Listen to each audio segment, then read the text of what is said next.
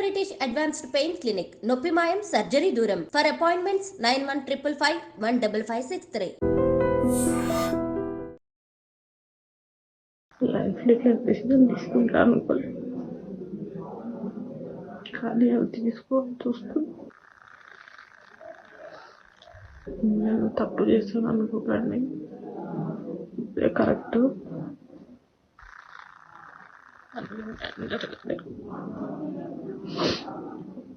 అంత కష్టపడి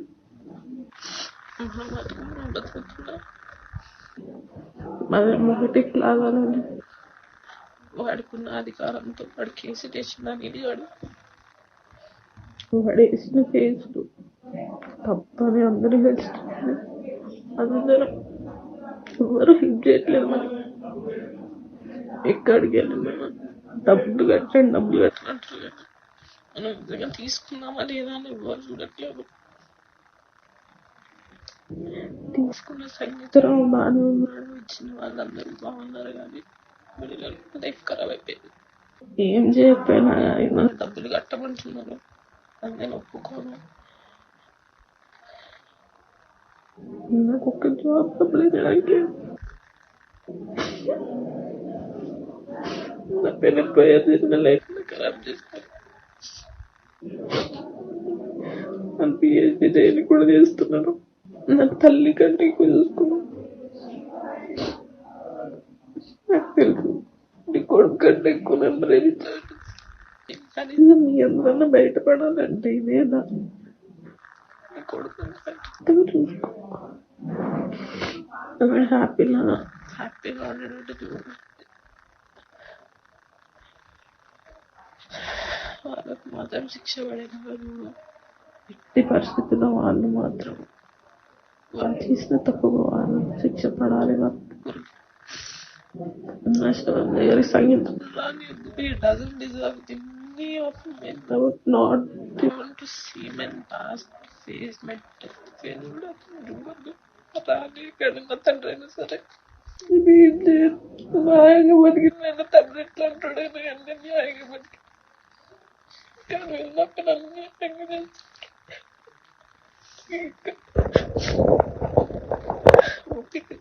ఫైట్ చేయలేము. ఇది హైదరాబాద్ నాచారం పోలీస్ స్టేషన్లో జరిగినటువంటి సంఘటన. యాక్చువల్లీ ఇక్కడ మీరు చూస్తున్న ఈ లేడీ వీడియో ఎవరిదైతే ఉందో యాక్చువల్లీ బ్లర్గా ఎందుకు ఉంది అని అంటే, ఈమె పేరు వచ్చేసి దీప్తి అండ్ ఈమె యాక్చువల్లీ ఎక్కడ పనిచేస్తున్నారు అంటే ఐఐసిటీలో ప్రస్తుతం పీజీ చేస్తోంది అక్కడ. అండ్ ఈమె సెల్ఫీ వీడియో తీసుకొని అసలు ఏం జరిగింది ఈ ఇన్సిడెంట్లో అని చెప్పే ప్రయత్నం ఒకటి చేసింది. ఆ తర్వాత సెల్ఫీ వీడియోలో క్లియర్గా తాను ఎట్లాంటి ప్రాబ్లమ్స్ ఫేస్ చేసింది, ఆ తర్వాత ఆత్మహత్య చేసుకోవడానికి రీజన్ ఏంటి అనేది కూడా ఆమె చెప్పినటువంటి పరిస్థితి. ఈ అమ్మాయి పేరైతే దీప్తి, ఆమెకి 29 సంవత్సరాలు. సో తాను ఏడుస్తూ బాధపడుతూ కొన్ని విషయాల్ని చెప్తూ సెల్ఫీ వీడియో తీసుకుని ఆత్మహత్య చేసుకున్న పరిస్థితి అయితే కనిపిస్తోంది. సో ఇది నాచారం పరిధిలో జరిగినటువంటి ఇన్సిడెంట్. యాక్చువల్లీ దీప్తికి సంబంధించి అంటే ఈ అమ్మాయి దీప్తికి సంబంధించి వాళ్ళ తండ్రి ఎవరైతే ఉన్నారో వాళ్ళ తండ్రి పేరు వచ్చేసి సంగీత్ రావు. సో సంగీత్ రావు కుమార్తె దీప్తి అనమాట. సో సంగీత్ రావు ఎవరైతే ఉన్నారో ఆ సంగీత్ రావు ఇంటి ఎదురుగా కానిస్టేబుల్ ఫ్యామిలీ ఉండేది.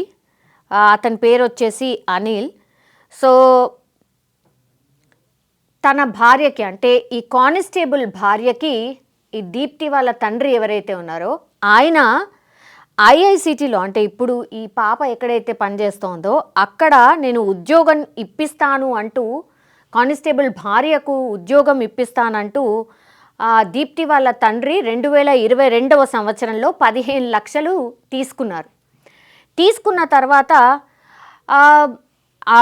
ఎంతకీ ఐఐసిటీలో ఉద్యోగం రాలేదు. అండ్ ఈయన కూడా ఒక డిపార్ట్మెంట్కి సంబంధించిన వ్యక్తే కాబట్టి ఆయన నాచారం పోలీస్ స్టేషన్లో ఫిర్యాదు చేసిండు, ఇట్లా నా వైఫ్కి ఉద్యోగం ఇప్పిస్తానని చెప్పి ఇట్లా సంగీతరావు నా దగ్గర 15 లక్షలు తీసుకున్నాడు, కానీ ఉద్యోగం అయితే రాలేదు, అది ఎట్లయినా సరే సొమ్ము రికవరీ చేయండి అంటూ ఆయన నాచారం పోలీస్ స్టేషన్లో ఫిర్యాదు చేసినావు. అప్పుడు ఏమైంది, ఈ పోలీస్ డిపార్ట్మెంట్కి సంబంధించిన వ్యక్తి, సో ఎట్లా వదిలిపెడతాడు, గ్యారంటీ ఆ డబ్బులన్నీ వసూలు చేసుకుంటాడు, ఇంకా వడ్డీతో సహా వసూలు చేసుకుంటారు, వాళ్ళకి ఆ సత్తా ఉంది.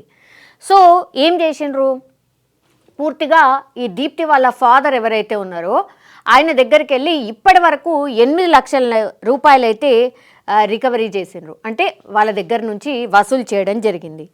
అయితే ఇంకా రిమైనింగ్ డబ్బు ఏదైతే ఉందో మీ ఫాదర్ ఇవ్వట్లేదు, నువ్వు జాబ్ చేస్తున్నావు కదా, నువ్వు ఇవ్వు, మాకు సంబంధం లేదు అంటూ ఈమె మీద ఒత్తిడి చేయడం స్టార్ట్ చేశారు. ఆమె ఎంత చెప్పినా సరే నేను అసలు కట్టలేనండి, నేను కాదు, నేను చాలా తక్కువగా, మా నాన్న మా దగ్గర ఉన్నది చాలా తక్కువ, అసలు మేము కలిసే ఉండట్లేదు, వాళ్ళ ఫ్యామిలీ ఇష్యూ ఏదో సంథింగ్ ఉన్నట్టుంది. కాబట్టి ఇప్పుడు దీప్తి వాళ్ళ ఫాదర్ ఎవరైతే ఉన్నారో అసలు ఆయనతో పాటు మేము అసలు ఉండట్లేదు, మాకేం సంబంధం, మమ్మల్ని ఎందుకు అడుగుతున్నారు అంటూ దీప్తి చాలా టైమ్స్, ఇప్పుడు ఈ కానిస్టేబుల్ ఎవరైతే ఉన్నారో అనిల్కి చాలా టైమ్స్ చెప్పడం జరిగింది, కానీ ఆయన ససేమిరా అన్నారు. అండ్ ఆ తర్వాత ఇంకో ఆఫర్ ఏమిచ్చారు అంటే, ఈ కానిస్టేబుల్ అనిల్ ఆఫర్ ఏమిచ్చారంటే, కేసు విత్డ్రా చేసుకోవాలంటే, ఈ కేసు విత్డ్రా చేసుకునే ప్రయత్నము కొంత పంచాయతీ పెట్టుకొని కేసు విత్డ్రా చేసుకోండి, మరి మా వల్ల అవ్వట్లేదు, మా దగ్గర డబ్బులు లేవు అంటే 35 లక్షలు ఇవ్వాలని అనిల్ వాళ్ళ మామయ్య ఎవరైతే ఉన్నారో సోమయ్య, వాళ్ళ భార్య అనిత అండ్ అనిత సోదరుడు ఎవరైతే ఉన్నారో సైదులు ఎవరైతే ఉన్నారో వీళ్ళు ముగ్గురు కూడా, అంటే ఈ అనిల్ కానిస్టేబుల్ అనిల్కి సంబంధించిన కుటుంబ సభ్యులు ఎవరైతే ఉన్నారో దీప్తిని వేధించడం స్టార్ట్ చేశారు. 15 లక్షలు వాళ్ళ ఫాదర్ తీసుకున్నాడు, దీప్తి వాళ్ళ ఫాదర్ జాబ్ ఇప్పిస్తానని 8 లక్షలు కుటుంబ సభ్యులు ఎట్లనో అట్లా కట్టేసిండ్రు. ఇప్పుడు కట్టలేని సిచ్యువేషన్లో ఉన్నప్పుడు ఇప్పుడు ఈ ఎవరైతే వీళ్ళ ఫాదర్ ఉన్నాడో వాళ్ళ ఫాదర్ పనిష్మెంట్ ఇప్పుడు ఈ అమ్మాయి అనుభవిస్తోంది అనమాట. మేము కేసు విత్డ్రా చేసుకుంటాం, కానీ దానికి బదులుగా నువ్వు 35 లక్షలు ఇవ్వాల్సిందే అంటూ ఆమె మీద ఒత్తిడి చేయడం స్టార్ట్ చేశారు. ఎంత చెప్పినా ఏం చెప్పినా అసలు వినకుండా చాలా టైమ్స్ ఈమె మీద కేసులు పెట్టి వేధించడం, పోలీస్ స్టేషన్కి పిలిపించి బెదిరించడం, నువ్వు కట్టకపోతే అది చేస్తాం ఇది చేస్తామని ఒక రకమైన టార్చర్ ఉంటుంది కదా, మనం చెప్పుకోలేని టార్చర్ కూడా కొన్ని పోలీస్ స్టేషన్లో కొంత ఈ పోలీస్ స్టేషన్ వ్యవహారాల్లో కొన్ని నడుస్తూ ఉంటాయి.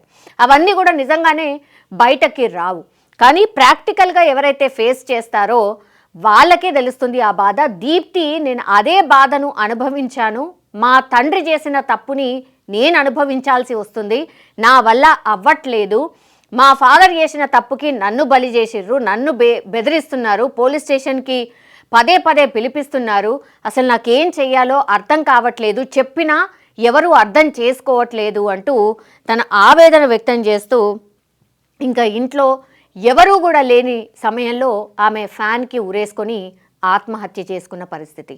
ఆత్మహత్య చేసుకునే కంటే ముందు తమ వేదన ఏంటి, తన అనుభవిస్తున్న బాధలేంటి అంటూ ఆమె సెల్ఫీ వీడియో తీసిన పరిస్థితి అయితే కనిపిస్తోంది. సో పూర్తిగా ఇదే ఎవిడెన్స్ అనమాట. ఇప్పుడు కానిస్టేబుల్ సరే వీళ్ళ నాన్న చేసింది తప్పే కావచ్చు, డెఫినెట్లీ తప్పే, అయితే 15 లక్షలు ఇస్తూ నేను ఉద్యోగం ఇప్పిస్తానంటే పోలీస్ డిపార్ట్మెంట్లో ఉన్నటువంటి వ్యక్తి ఎలా నమ్ముతారు?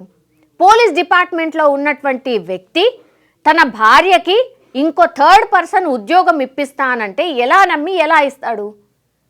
ఇచ్చారు, అయిపోయింది, అక్కడే తప్పు జరిగింది. ఆ తర్వాత కొంత రికవరీ చేసుకోగలిగిండ్రు కదా, 8 లక్షలు ఏదో సంథింగ్. వాళ్ళ ఫాదర్ డబ్బులు తీసుకుంటే ఈ అమ్మాయికి ఏం సంబంధం? ఈ అమ్మాయిని వేధించడం స్టార్ట్ చేశారు, ఎంత చెప్పినా వినలేదు. వీళ్ళ ఫాదర్ సేఫ్ అంటే వాళ్ళ ఫాదర్ పరిస్థితి ఏంటి అనేది తెలియదు, మరి కట్టలేని సిచ్యువేషన్లో ఉన్నాడో తెలియదు. సో దీప్తి ఇంకా సంపాదించగలుగుతుంది కాబట్టి ఈ అమ్మాయిని వేధించడం స్టార్ట్ చేశారు, పోలీస్ స్టేషన్కి పిలిపించడం, నీకు ఆ కేసు పెడతాం, నీ మీద ఈ కేసు పెడతామని బెదిరించడం. ఎంతవరకు న్యాయం? ఇప్పుడు చూడండి, ఈమె ప్రాణం పోయింది, ఎవరు తెచ్చిస్తారు? ఆ ఫ్యామిలీ ఆగమైనట్టే కదా. 35 లక్షలు డిమాండ్ చేయడం ఏంటి? 15 లక్షలు తీసుకుంటే మోసం చేస్తే 8 లక్షలు ఆల్రెడీ కట్టినరు, కేసు విత్డ్రా చేసుకుంటే 35 లక్షలు కడితే కానీ ఆ 15 లక్షలే కట్టలేక 8 లక్షలు కట్టారు. 35 లక్షలు ఎక్కడి నుంచి తీసుకొస్తారు? అసలు మీనింగ్ ఉందా? ఏందది? మళ్ళీ పోలీస్ స్టేషన్కి పిలిపించి బెదిరించడం. లాస్ట్కి వస్తే ఏమైంది? ఇగో ఈమె సెల్ఫీ వీడియో తీసుకోవడం, ఆత్మహత్య చేసుకోవడం. ఇంకేమైంది? ప్రాణం పోయింది. ఇప్పుడు ఎవరు తెచ్చిస్తారు? 35 లక్షలు వస్తాయా? ఆ రిమైనింగ్ అమౌంట్ వస్తుందా? మీ మీద ఉల్టా కేసు ఫైల్ అయిన పరిస్థితి కదా. ఒక అమ్మాయిని చంపినరు నిర్దాక్షిణ్యంగా. ఇప్పుడు ఆమె దగ్గర పూర్తిగా ఎవిడెన్స్ ఉండే ఉంటుంది కదా, మీరు ఎట్లా వేధించిండ్రు, ఏమేం చేసిండ్రు అనేది పూర్తి చిట్టా ఆమె డెఫినెట్లీ పెట్టుకునే ఉంటుంది. ఆమె ఫోన్ రికవరీ చేస్తే మొత్తం మీ బండారం అంతా బయటపడుతుంది. ఫినిష్. ఇప్పుడు ఈమె ఫ్యామిలీ ఎలాగో ఆగమైపోయింది. ఆ తర్వాత ఈ కానిస్టేబుల్ ఎవరైతే అత్యాశ పడ్డాడో, అంటే తన భార్యకి ఉద్యోగం ఎవరైతే కావాలనుకున్నాడో ఆయన ఉద్యోగం పోతుంది, వాళ్ళ భార్యకి అసలు ఉద్యోగం రాలేదు. సరే అది దాని తర్వాత వాళ్ళ ఫ్యామిలీ కూడా, ఇప్పుడు కానిస్టేబుల్ అనిల్ వాళ్ళ ఫ్యామిలీ కూడా ఆగమైన పరిస్థితి. సో ఇట్లా ఈ మధ్యకాలంలో చాలా వరకు మరి ఏంటో తెలీదు, ఏమవుతుందో తెలియదు, కానీ పోలీస్ డిపార్ట్మెంట్కి సంబంధించిన వార్తలు చాలా ఎక్కువగా వస్తున్నాయి. మరి ఏంటో ఏమవుతుందో తెలీదు. బట్ ఈ ఇన్సిడెంట్లో కూడా మళ్ళీ ఒక పోలీస్ కానిస్టేబుల్ ఇన్వాల్వ్ అయిన పరిస్థితి అయితే కనిపిస్తోంది. మరి కేసు అయితే నమోదైంది. మరి ఏం జరుగుతుంది ఈ కేసులో? ఆ తర్వాత ఈమె చెప్పినటువంటిది నిజమా కాదా అది కూడా నిర్ధారణ చేసుకోబోతున్నారు. సో ఇదంతా అయిన తర్వాత ఈ కేస్ మరి ఎటు దారి తీస్తుంది, ఎవరిని అరెస్ట్ చేయబోతోంది ఏంటి అనేది వేచి చూడాల్సిందే.